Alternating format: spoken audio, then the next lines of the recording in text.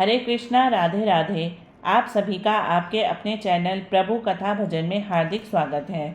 आज इस वीडियो में मैं आप सभी को श्रावण मास का दूसरा अध्याय सुनाऊंगी। शंकर भगवान सनत कुमार जी से बोले, हे महाभाग ब्रह्मापुत्र, आप नम्र हैं। यही कारण है कि आप बड़े श्रद्धालु हैं, समस्त सद्गुणों से युक्त श्रोता हैं।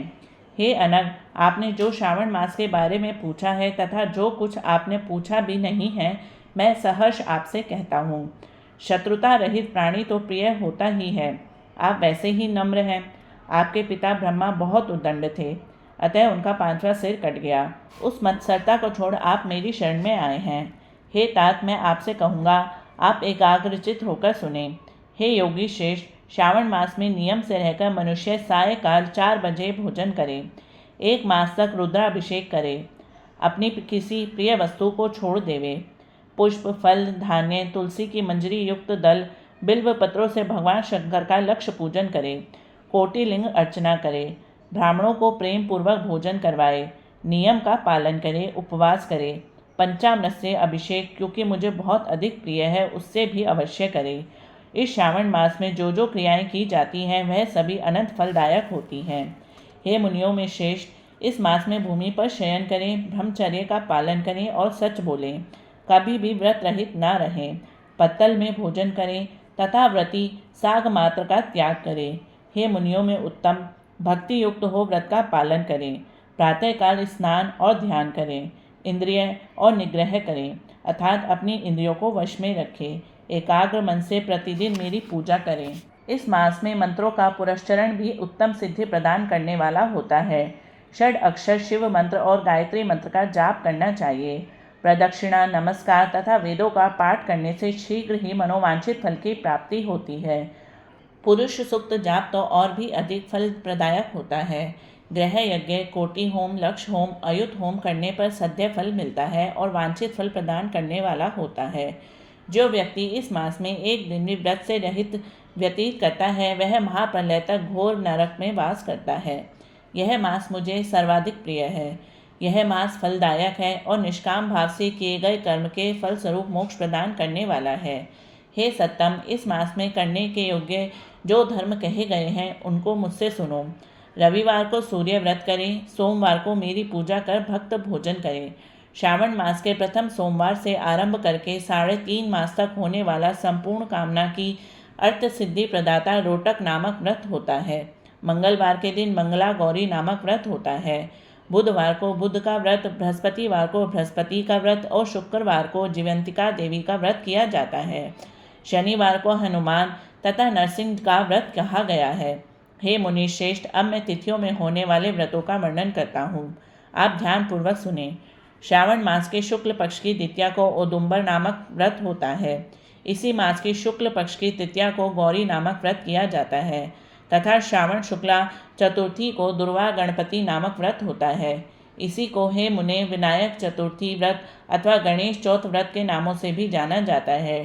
श्रावण शुक्ला पंचमी नाग पूजन के लिए उत्तम मानी गई है। हे मुनि कुलपति, इसका दूसरा नाम मानव कल्पादि है, ऐसा जान लो। षष्ठी के दिन सुपोदान नामक व्रत और सप्तमी को शीतला देवी का व्रत होता है। अष्टमी और चतुर्दशी तिथि में देवी का पवित्रारोपण करें। श्रावण मास के कृष्ण और शुक्ल पक्ष की नवमी को नक्त व्रत का विधान कहा गया है। शुक्ल पक्ष दशमी को आशा नामक व्रत किया जाता है। कोई कोई मनुष्य इस मास की दोनों पक्षों की एकादशियों को आशा व्रत का होना स्वीकार करते हैं। श्रावण शुक्ल पक्ष की द्वादशी को भगवान हरि का पवित्रारोपण करना कहा गया है, अतः द्वादशी को भगवान हरि का श्रीधर नाम से अर्चन उत्तम गति को प्राप्त कराता है।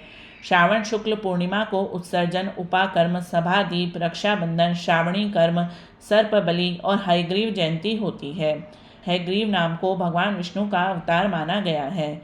यह 7 काम श्रावण शुक्ल पूर्णिमा को किए जाते हैं। श्रावण मास की कृष्ण चतुर्थी को संकट चतुर्थी व्रत तथा श्रावण कृष्ण पंचमी को मानव कल्पादि किया जाता है। हे ब्राह्मणों में श्रेष्ठ, श्रावण कृष्ण पक्ष अष्टमी को भगवान विष्णु का श्री कृष्ण नाम से पूर्ण अवतार हुआ है। उस दिन व्रत तथा उत्सव मनाएं। श्रावण मास की अमावस्या तिथि में पिठोरा व्रत होता है।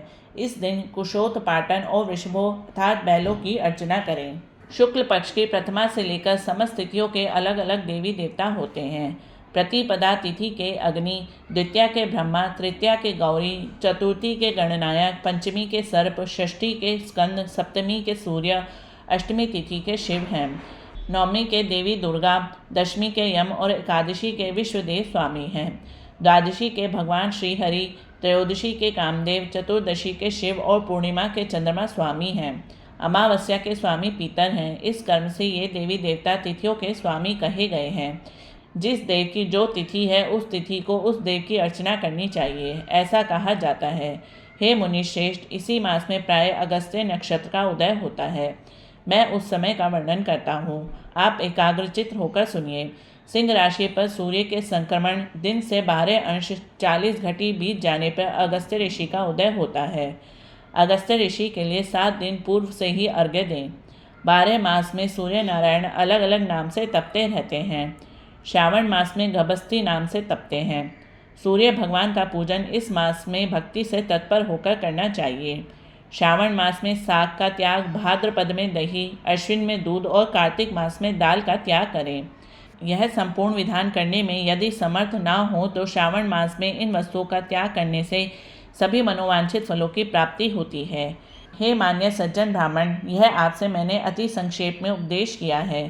हे मुनिश्रेष्ठ, इस श्रावण मास में होने वाले व्रत और धर्मों का सविस्तार रूप से वर्णन कोई 100 वर्षों में भी करने में समर्थ नहीं है। भक्त मेरे प्रीत्यर्थ और भगवान हरि के प्रीत्यर्थ संपूर्ण व्रतों का पालन करें। परमार्थ रूप से विचार करने पर आप मुझ में और हरि में कुछ भी भेद नहीं पाएंगे।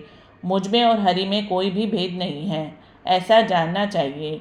जो प्राणी इसमें भेद की कल्पना करते हैं वे नरक के भागी होते हैं। हे सनत कुमार, इसलिए आप श्रवण मास में धर्म का पालन करें। इति श्री द्वितीय अध्याय समाप्तम।